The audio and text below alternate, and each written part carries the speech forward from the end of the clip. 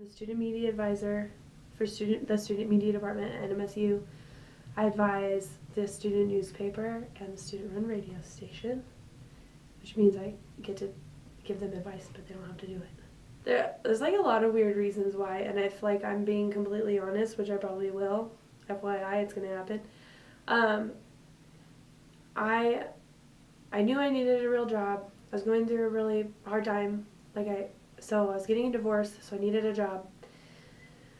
I applied for this job once, and then they decided to go with somebody else, and it was at the beginning of my divorce. Well, then my husband was like, "No, never mind. We're not gonna get a divorce."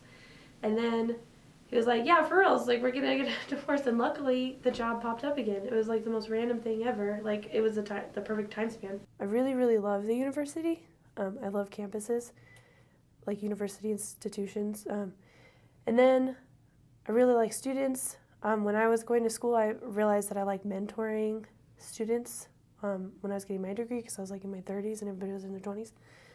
And so when this job came up, I was like, that'd be fantastic. Like I kind of know stuff about those things anyway, and I really like working with students, and I love being on campus.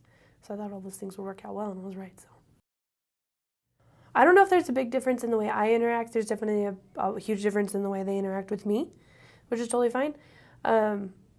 It's interesting to me. It is and it isn't interesting, like how different the people who work at the newspaper and the radio station are. But the people who apply are just genuinely different types of people, and I think it's super crazy and fascinating. I don't treat them differently. Like I try not to. Like I go to each side and ask like, "How's your day? Like, how's school? Like, what's going on?" And I'll sit with them over there at the newspaper and talk to them, and I feel like I don't hide myself in either way. I really don't interact with them differently. Like I said, I think it's more the way they respond to the way I react makes a difference.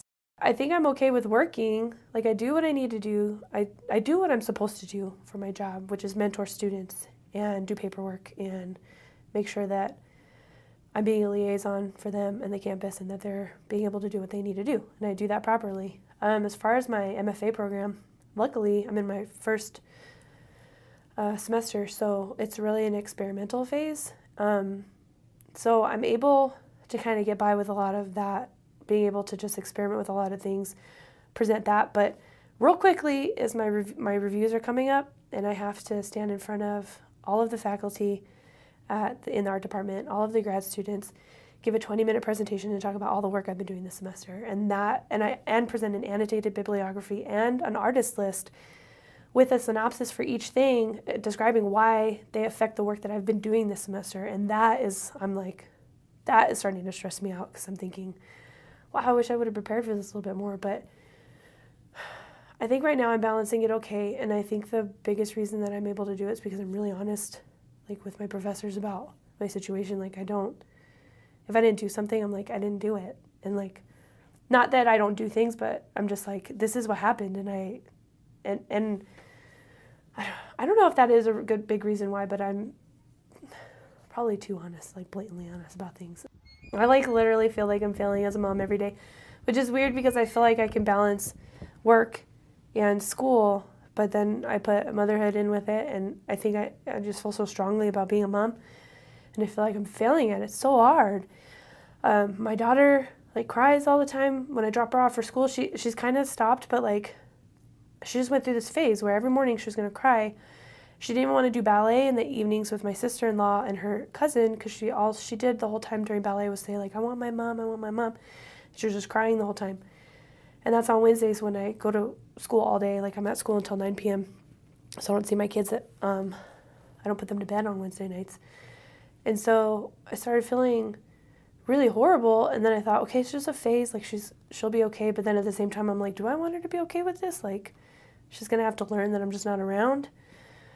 I don't know, it's hard because I really, really try the time that I'm with them to just be with them. Like I don't want to be in another room. Like I try to be in the room that they're in. I try to talk to them, ask them how their day is. On Saturdays and Sundays, we generally spend the whole day together unless there's something going on. I don't know.